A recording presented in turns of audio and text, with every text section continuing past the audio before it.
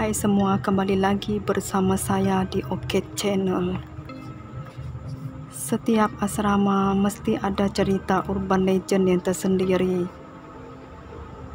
yang selalu menghantui setiap pelajar yang tinggal di asrama. Kisah yang saya nak sampaikan ataupun kongsikan dengan korang kali ini ialah kisah yang saya petik dari sebuah artikel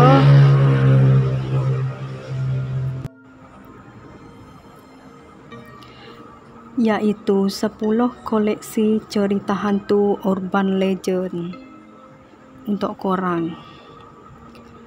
Yang pertama, dah ingat ke dah tahu? Kisah ini berlaku pada sebuah sekolah berasrama penuh di kawasan pantai timur. Ceritanya macam ni. Kat asrama perempuan, adalah seorang budak perempuan ni yang rajin study sampai memalam buta kat bilik prep dia. Satu malam tu, dia tak sedar yang dia dah tinggal seorang kat bilik study tu. Dia pun study lah dengan kusyuknya. Sampai satu part, dia tak faham. Dia nak tanyalah kat member dia yang kat sebelah tu. Dia tak sedar lagi benda tu bukan orang. Masa dia nak tanya tu, matanya terpandang kat bawah meja budak ni. Dia perasan member tu tak ada kaki. Pula dah, pada kaki lah pula. Lepas tu dia kata, tak apalah, dah ingat macam mana nak buat. Lebih kurang macam tu lah dia cakap sampai kira-kira lah nak belah secepat mungkin lah. Yang mencuakkan bila si member tu pula tiba-tiba tanya, dah ingat ke? Dah tahu? Maksudnya, dah tahu ke yang dia tu hantu? Budak ni terus lari balik dom dia. Bila dia cerita kat senior, ada yang cerita dulu ada seorang budak perempuan ni yang mati bunuh diri sebab tension belajar masa nak ambil SPM. Mungkin tu lah hantu dia yang still study tak habis-habis. Lepas tu budak ni pun dah tak study sampai lewat malam lagi. Takut siot. Korang percaya tak? Kalau tak percaya, terpulang lah. Okey, cerita yang kedua. Mati terkunci dalam loker. Kisahnya bermula, katanya ada seorang pelajar lelaki cuba ponteng solat Jumaat dengan bersembunyi dalam loker supaya tak dapat dikesan warden. Masa tempoh bersembunyi tu, dia tertidur. Sedar je dah petang. Bila bangun je, dia cuba keluar dari terkunci dari luar. Maybe kawan-kawan dia lah kot kunci sebab tak tahu dia ada kat dalam. Dia cuba panggil kawan-kawan dia tapi malangnya seorang pun tak ada sebab hari tu hari terakhir persekolahan, semua dah balik kampung. Akibat lemas sebab suhu panas, kurang udara, pelajar tersebut pun mati. Akibat dari kejadian itu, katanya sesiapa je tidur atas katil arwah akan nampak pelajar lelaki itu tidur kat sebelah dia. Ditambah cerita yang ketiga ialah 1 dah tidur, 2 dah tidur, 3 dah tidur, 4 tak tidur lagi. Hari tu saya mula kenal Julia. Kami mula rapat sebab masing-masing takut nak pergi tandas malam-malam. Kami saling menemani bila nak terkencing malam-malam. Pada mulanya kami berdua memang tak percaya cerita hantu senior sebab sebelum saya mendaftarkan diri di asrama, abang saya dah bagi tahu awal-awal supaya jangan dengar sangat cerita hantu ni. Nak dijadikan cerita, adalah satu hari ni saya memang tak boleh nak lelapkan mata. Kata Julia ni sebelah saya je. Saya nampak Julia ni dah tidur nyenyak dah. Yang lain pun dah tidur juga. Saya tengok jam dah pukul 2 pagi. Saya cuba nak lelapkan mata tapi tak boleh.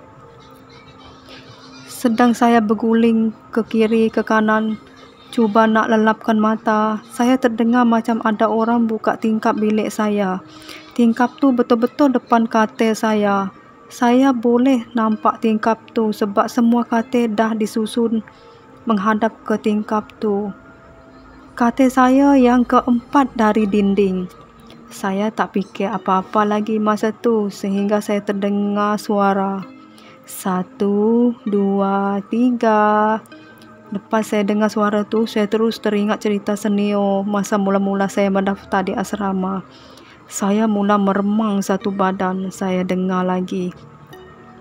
1 dah tidur, 2 dah tidur, 3 dah tidur, 4 tak tidur lagi.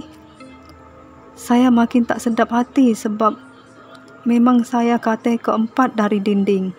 Saya baca semua surah-surah yang saya hafal dalam keadaan sebutan yang berterabur. Benda tu mengira lagi.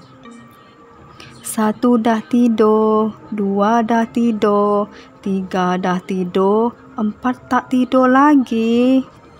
Badan saya memang dah menggigil dah masa tu.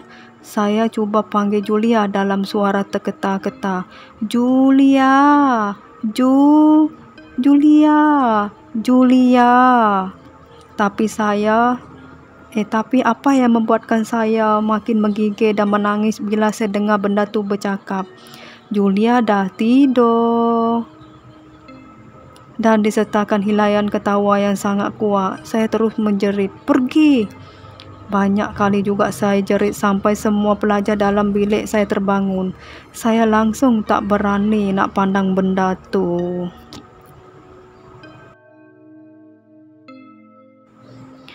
Saya dapat bayangkan muka benda tu seperti seorang nenek kebayan yang duduk di atas loka sambil menggoyang-goyangkan kakinya.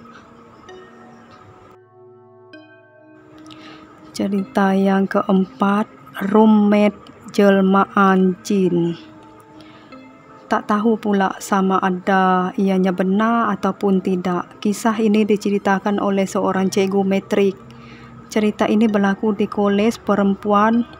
Ada seorang budak tinggal dengan roommate-nya. Kehidupan mereka seperti biasa tanpa ada sebarang sakwa sangka dan juga benda pelik berlaku. Sehinggalah pada suatu hari apabila budak tersebut balik ke bilik. Semasa dia hendak tidur, dia minta roommate-nya menutup suis lampu. Dengan selamba, roommate-nya menghulurkan tangannya yang memanjang macam nang-nak dan terus menekan suis lampu. Bila melihat perkara ini, budak tu terus lari keluar dari bilik. Bila diceritakan kepada orang lain, mereka bergegas ke biliknya dan didapati dia hanya tinggal seorang tanpa roommate kerana katil dan almari sebelahnya kosong.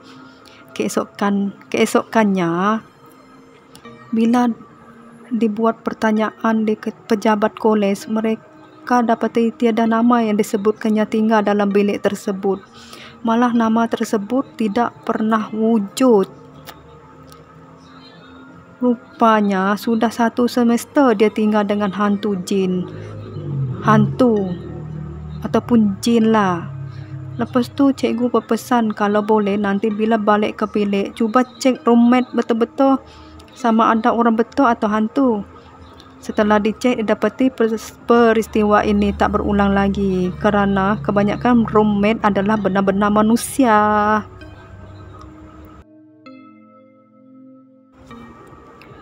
Cerita yang kelima, bilik kosong blok A tingkat 3 nombor 5. Masa mula-mula orientasi kat sekolah, kita orang macam ada briefing kat musola blok B tingkat 1. Lepak-lepak kat koridor, lepas tu terpandanglah ada satu bilik di blok A tingkat 3 yang tertutup.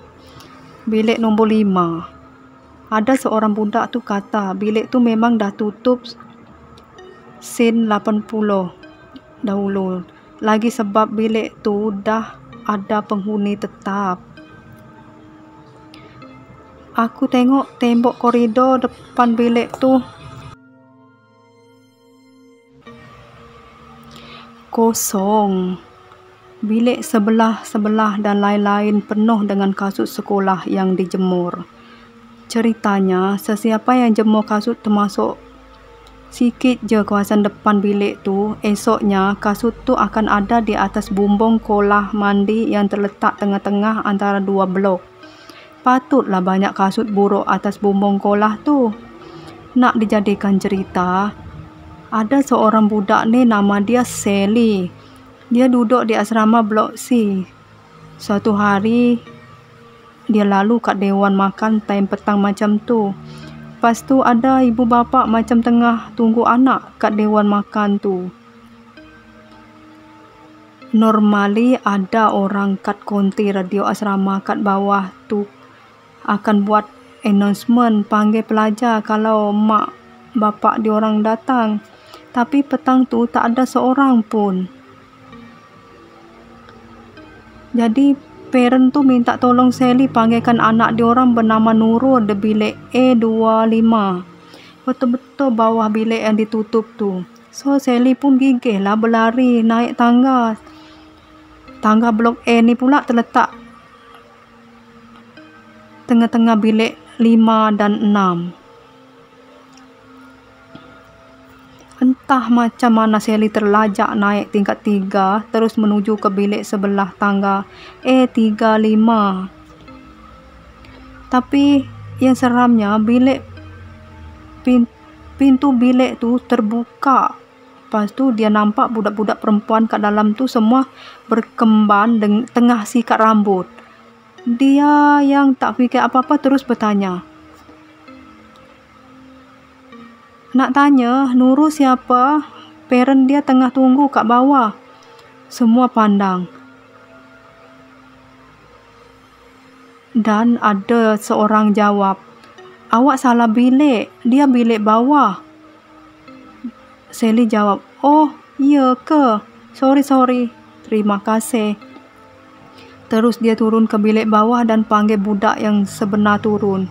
Bila dia balik ke bilik, dia gelak-gelak cerita pengalaman yang memalukan. Tersalah bilik kat kakak-kakak bilik dia. Bila dia sebut bilik atas ialah A35, kakak-kakak bilik dia terkejut. Kakak-kakak bilik dia cakap bilik tu kosong dan dah bertahun-tahun tutup. Menangis-nangis Sally bila tahu cerita pasal bilik tingkat 3 tu. Patutlah dia kata semua sikat rambut. Rambut pula panjang-panjang. Tak perasan paras mana. Malam tu juga dia suruh mak bapak dia ambil. Tak lama lepas tu terus keluar dari asrama. Pergi ke sekolah ulang alik je. Lepas tu je kecoh satu sekolah. Padahal benda tu tak kacau orang pun. Tak kacau orang luar pun. Kecuali kalau lalu depan bilik, dia orang dalam bilik tu pasal berkunci.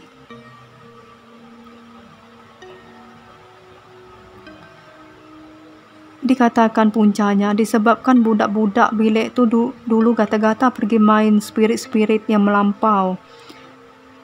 Dan benda tu terus tak nak balik. Kata-kata digegar, ditarik dan bermacam-macam lagi.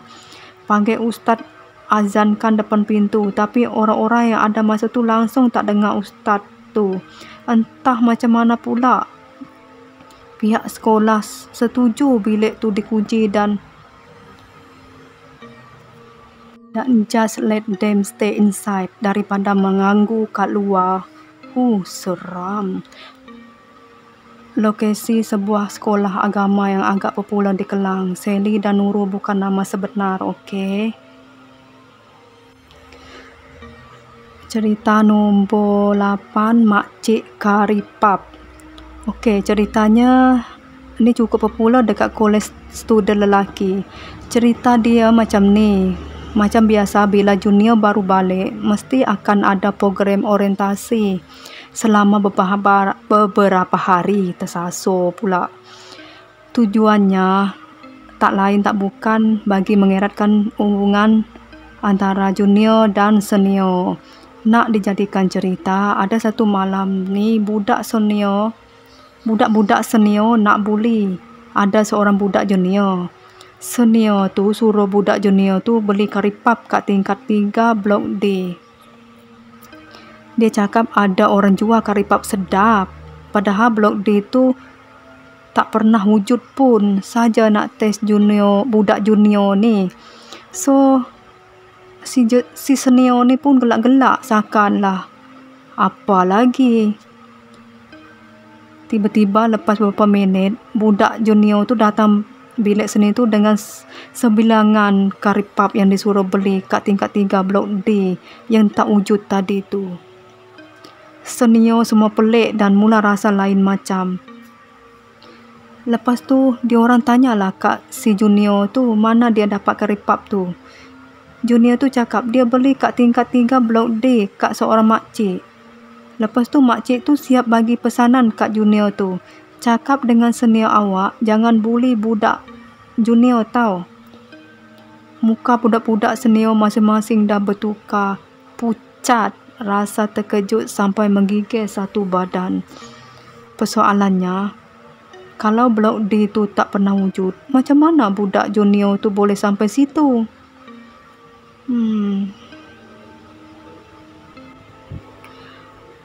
Okey, kita teruskan dengan cerita yang ke-7. Hantu Banduan. Masa hari pertama sekolah, kiranya masa Form 1 malam tu dalam pukul 2 pagi, aku tersedar. Tak tahu pasal apa boleh tersedar tiba-tiba macam tu. So, bila dah tersedar, aku keluar dari dom dan berjalan ke koridor. Aku pandang bawah, pandang blok lain. Aku pun tak tahu pasal apa aku jadi berani keluar dari dom pukul 2 pagi. Jadi lepas jalan-jalan, aku masuk balik dom dan baring atas katil. Masa tu semua kawan-kawan dah tidur mati. Ada bunyi kipas buruk je. Dan lepas tu, aku selimutkan badan. Aku terdengar bunyi orang jalan-jalan di koridor. Aku buka mata tapi tak ada apa-apa pun. Fikirku mungkin kawan ke tandas kot. Tak apalah, sambung tidur balik. Lepas beberapa minit macam tu, aku dengar lagi orang jalan-jalan. Kali ini bukan tapak kaki je yang bunyi, tapi ada sekali dengan bunyi nafas. Seolah-olah bunyi tu tak jauh dari aku. Bunyi tu semakin dekat dan dekat. Bunyi nafas sekali dengan bunyi gelak-gelak halus macam tu. Oh, time tu memang tak berani buka mata lah. Aku dah fikir bukan dah hantu kot yang ni, takkan orang. Tak lama lepas tu memang sah bunyi ni dah masuk dalam dom aku. Kita orang tidur, tak tutup pintu, kita orang buka. Tutup pun tak ada makna sebab tak boleh lock. Lepas tu bunyi nafasnya jelas kedengaran. Aku dah tak berani nak buka mata. Takut kot, takut terpandang lembaga hodoh berambut panjang depan mata. Lepas tu katil aku digoyangkan. Fikirku takkan kawan yang tidur atas goyang katil kot. Tak mungkin. Sahlah ni hantu ni. Mulut aku kumat kamit membaca doa dan surah-surah yang aku ingat. Time tu badan aku mula-mula terketar, mata dipejam rapat, selimut digenggam erat. Takut hantu tu tarik selimut je dan aku pastikan kaki aku dilipat dengan lutut ke dada. Tak nak hantu tu gosok-gosok dan tarik kaki aku, malah nafasnya jelas kedengaran di sebelah katil aku. Lebih kurang 10 minit jugalah katil aku digoyangkan. Lepas tu hilang. Lega lah jugalah. Tapi tak lama lepas tu aku kedengaran seperti orang tarik besi di koridor sebelah tingkap. Takkan senior datang usik macam ni kot? Takkanlah. Bunyinya jelas kedengaran. Makin lama makin kuat. Aku dah cuak. Aku terdengar bunyi orang menembak dan jeritan kuat disudahi dengan bunyi orang macam jatuh. Kejadian malam tu buat aku stop sampai situ je. Tak lama lepas tu aku dengar bunyi orang azan dan alarm jam member. Rasa lega gila. Keesokannya, bila tanya senior, senior kata memang kawasan sekolah ni dulu adalah tempat seorang banduan bunuh diri. Dia cakap kalau aku pergi tengok di satu pokok dekat pokok bilik band, orang kata bilik ni banyak kisah hantu. Akan ada satu rantai kaki tergantung di puncak atas pokok. Dan aku tengok memang ada rantai tu, tapi aku masih ragu-ragu dengan cerita sebenar. Bila aku tanya adik aku bersekolah di sekolah aku dulu pasal gangguan tu, dia kata member dia pernah kena. Dan Melati. Kalau nak tahu, Melati inilah sejak dahulu hingga sekarang masih lagi menjadi penghuni tetap di kawasan asrama UiTM Sabah. Sebut sahaja Melati. Rata-rata penghuni asrama UiTM Sabah tahu siapa Melati. Menurut senior-senior yang terdahulu, Melati ini merupakan roh pelajar perempuan yang telah membunuh diri dengan menggantung diri. Tapi ada juga yang cakap Melati memotong urat nadi tangannya dan bersembunyi di dalam amari agar tidak diketahui oleh sesiapa pun. Bermacam-macam versi diceritakan tentang cara Melati membunuh diri. Tapi realitinya dia tetap mati dan menjadi roh yang mengganggu setiap pelajar di asrama tersebut. Selalunya dia ini akan mengacau bila tiba dekat time exam. Dulu pelajar perempuan pernah tinggal di blok B dan C. Tapi sejak peristiwa histeria yang berlaku berulang kali, semua pelajar perempuan dipindah ke blok D, E dan F dan lelaki pula blok B dan C. Lepas tu setiap tandas di blok B dan C tidak mempunyai cermin kerana telah dicabut oleh pihak asrama. Menurut mereka, ada pelajar lelaki ternampak bayangan perempuan melalui cermin tandas. Setelah diperiksa berulang kali, mereka tidak menemui seorang perempuan pun. So, kita cuma akan nampak Melati melalui cermin. Ada cermin atau tiada, dia tetap ada di situ. Ada juga pelajar yang ditampar dan ada pula katil bergegar-gegar seolah-olah ada orang sedang melompat atas katil. Kisah yang ke-9 ialah kain batik coklat. Kisah ini diceritakan oleh pengawal asrama aku mengenai kain batik coklat. Terdapat sebuah keluarga yang mana si suami bekerja sebagai buruh di sekolah. Saya tinggal di bilik warden 4 yang berada di aras atas sekali, iaitu aras 4. Masa itu sekolah aku belum siap sepenuhnya dan masih dalam proses pembinaan. Keluarga itu adalah sepasang suami isteri dan juga seorang anak lelaki dalam umur dalam lingkungan 6 tahun. Tetapi malangnya, anak lelaki mereka mempunyai penyakit yang tidak dapat disembuhkan dan sedang sakit tenat. Bagi menampung pembelanjaan perbelanjaan kos rawatan dan kos ubat-ubatan anaknya itu, si suami bekerja dengan keras dan selalu tidak ada bersama dengan isteri dan anaknya. Bagi si isteri pula, anaknya itu ialah segala-galanya bagi dia kerana suaminya selalu sibuk bekerja. Pada suatu hari,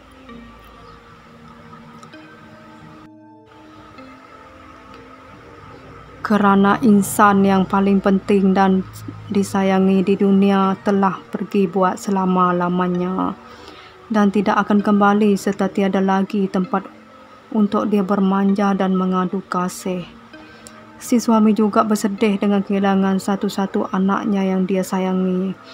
Walaupun telah beberapa bulan si anak telah tiada, si isteri masih lagi bersedih dan meratapi kehilangan anaknya itu. Sampai pada suatu saat, si isteri tidak dapat menahan rasa sedih sehingga dia membuat keputusan untuk membunuh diri dan terjun dari tingkat atas. Ketika si isteri membunuh diri, dia telah memakai kain batik berwarna coklat. Disebabkan kejadian itu, semua pelajar perempuan sekolah Aku dinasihatkan untuk tidak memakai atau menjemur kain batik pada waktu malam, karena takut roh si istri yang membunuh diri itu bangkit dan mengganggu ketenteraman pelajar perempuan di asrama. Bagi si suami pula, dia telah berhenti kerja menjadi buruh di sekolah aku dan pindah. Tiada siapa tahu di mana si suami berada dan bagaimana keadaan dia sekarang. Pengawal itu juga ada menceritakan yang ada para pekerja dan juga pelajar mendengar suara dan bunyi ketawa si istri dan si anak dalam bilik warden tersebut. Sehingga kini bilik warden tersebut tidak dihuni oleh sebarang warden dan dikunci dengan ketat oleh pihak pengurusan asrama. Kisah yang ke-10, Hantu Tepi Almari. Aku Cynthia, bukan nama sebenar, pernah mengalami kejadian yang menakutkan di dalam bilik asrama. Aku ditempatkan bersama 11 orang pelajar asrama yang lain di bilik 10. Bilik 10 terletak di aras 2, bersebelahan dengan tangga dan surau. Memandangkan bilik aku taklah besar sangat dengan keadaan 12 orang dalam satu bilik.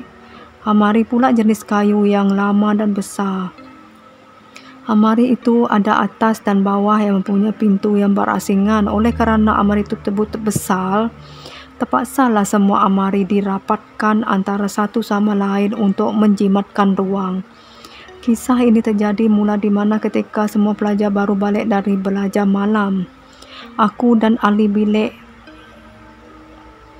yang lain tengah berkemas kembali masuk tidur. Ada yang sudah berbaring, ada yang tengah rancak berborak. Aku pada masa itu tengah menyusun buku-buku di dalam almari untuk disimpan dalam beg sebagai persediaan untuk hari persekolahan esok. Supaya tidaklah esok aku kelam kabut menyusun buku, memandangkan aku ni seorang yang lambat bangun pagi.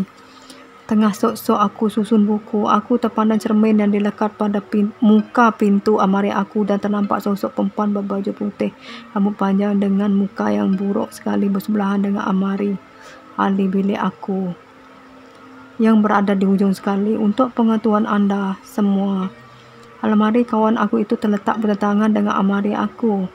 Sebab itulah aku boleh nampak dari pantulan itu. Punyalah aku terkejut berok kerana tidak menyangka perkara tersebut berlaku pada aku.